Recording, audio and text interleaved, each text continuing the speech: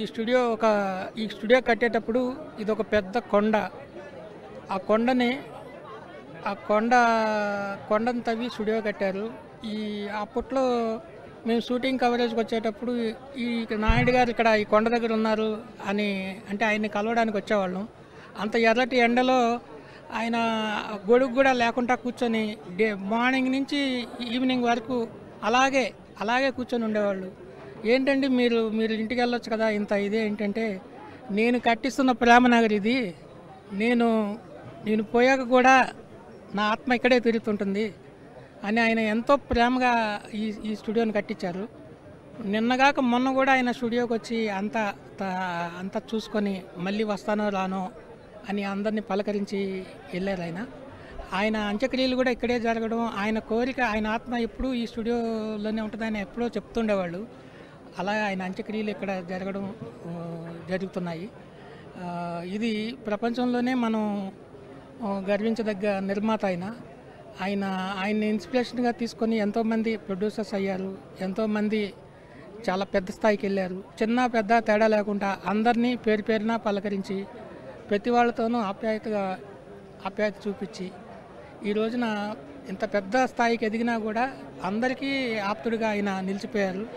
ఆయన బ్రతికుండగానే చెప్తుండేవాళ్ళు, నేను పోయినా కూడా నా మంచి మిగిలిపోవాలని. అలాగే ఆయన చిరస్థాయిగా నిలిచిపోయేలాగా ఎన్నో కార్యక్రమాలు చేస్తున్నారు. అవన్నీ కూడా సక్సెస్ అవ్వాలని, ఆయన సేవలు ఎప్పుడూ అలా కంటిన్యూ అవ్వాలి, వాళ్ళ కుమారులు అది కంటిన్యూ చేయాలని కోరుకుంటున్నాం. ఆయన ఆత్మకు శాంతి కలుగుతుంది.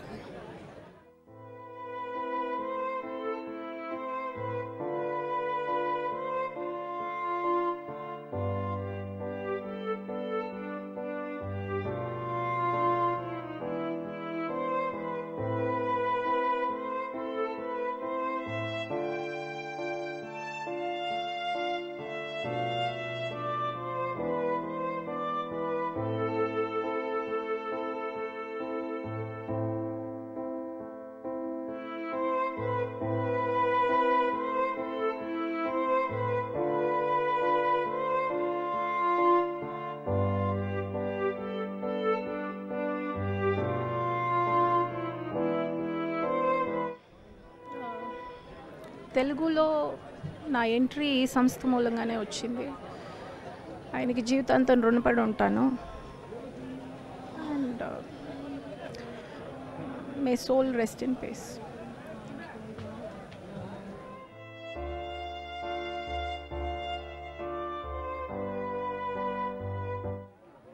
సురేష్ ప్రొడక్షన్స్ నా మాతృ సంస్థ అని నేను గర్వంగా చెప్తాను ఎప్పుడు.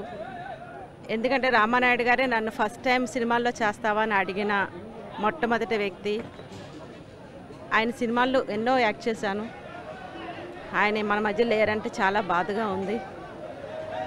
ఆయన ఆత్మ శాంతంగా ఉండాలి, ఆయన ఆత్మకు శాంతిని ప్రసాదించమని వేడుకుంటున్నాను.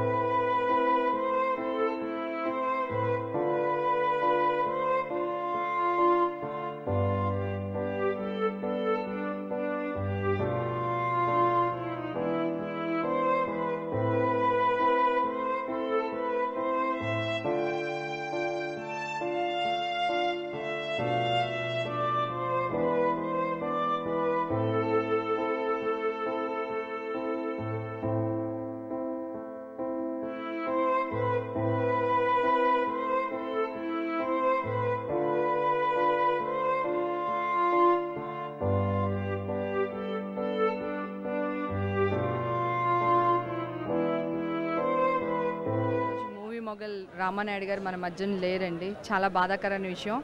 ఒక పెద్ద దిక్కు ఇండస్ట్రీకి అంటే ఆయనే ఉన్నారు.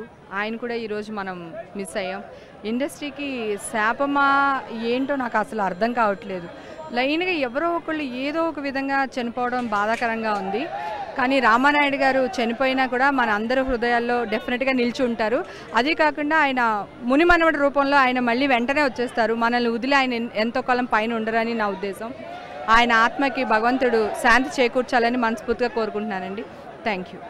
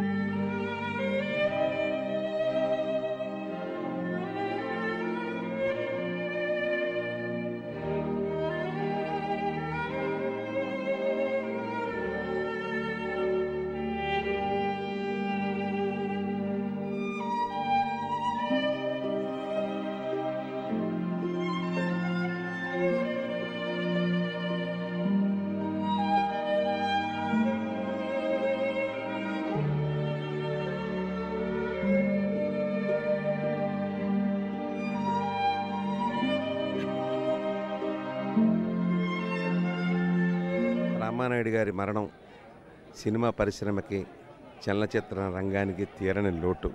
అయితే ఆయన సాధించినటువంటి విజయాలు తెలుగు చలనచిత్ర సీమ చరిత్ర ఉన్నంత మటుకు కూడా నిలిచిపోతాయని దాంట్లో సందేహం లేదు.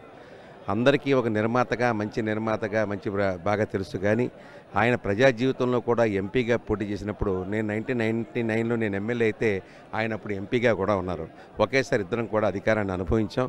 ఆయన ఎంత అద్భుతంగా చేశారంటే, ఆయన యొక్క నియోజకవర్గాన్ని సొంత డబ్బు 40 కోట్ల రూపాయలు ఖర్చు పెట్టి అక్కడ అనేక రకాల కట్టడాలు చేశారు. ఆయన అటువంటి మానవతావాది, అటువంటి మంచి వ్యక్తి. ఎంతో సరదాగా నేను తీసిన ప్రతి సినిమా కూడా కథ ఆయనకి వినిపించేవాడిని వెళ్ళి. ముందు ఏమండి ఇలాగ ఉంటుందండి కథ అంటే మార్పులు చెప్పేవారు. ఆ మార్పులు చెప్పి ఆ రకంగా నేను చేస్తూ ఉండేవాడిని. అటువంటి మంచి వ్యక్తి రామానాయుడు గారు. అటువంటి వ్యక్తిని మనం కోల్పోవడం నిజంగా దురదృష్టకరం. ఆయన ఏలూరు ఎప్పుడొచ్చినా కూడా మా ఇంట్లోనే ఉండేవారు, మా ఇంట్లోనే బస్ చేసేవారు, మా ఇంట్లోనే ఆయన డిన్నర్ కానీ లంచ్ కానీ అవుతూ ఉండేది.